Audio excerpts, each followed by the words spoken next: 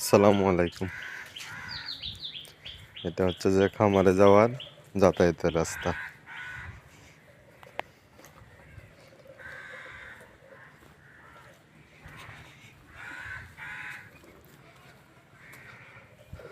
টানা কয়েকদিন বৃষ্টি যখন ছিল তখন এখানে পানিতে সবগুলা ডুবেছিল, যেখানে সবগুলা ডুবে আছিল পানিতে।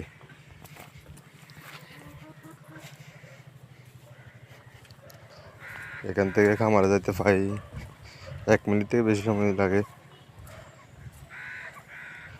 রাস্তা খারাপ হওয়ার কারণে খাদ্য নিতে অনেক কষ্ট হয়।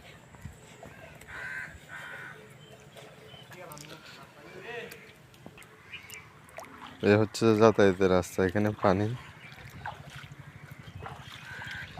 এমনি শুকনো থাকলে ভাঙ্গা যে রাস্তা এখান থেকে 1 মিনিটের মধ্যে চলে যাওয়া যায়। আর এখানে রাস্তা যাতে খারাপ, এখন 2-3 মিনিট লাগবে হেঁটে যাইতে। এই যে রাস্তার অবস্থা। এ হচ্ছে যে খামার।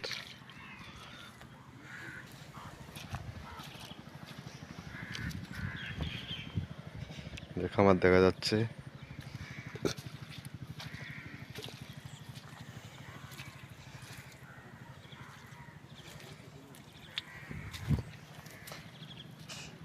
বৃষ্টি না হলে এমনি শুকনো থাকে, ওইরকম ইয়ে হয় না, যাতায়াতের সমস্যা নেই, ব্যাঙ্গারে আসে আর কি, বা বটবডি নিয়ে আসা যায়। কিন্তু বৃষ্টি হলে কোনো গাড়ি ঢুকবে না, ব্যাঙ্গারে নিয়ে আসা কষ্টকর।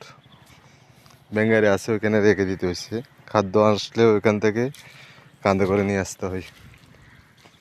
এই যে খামার।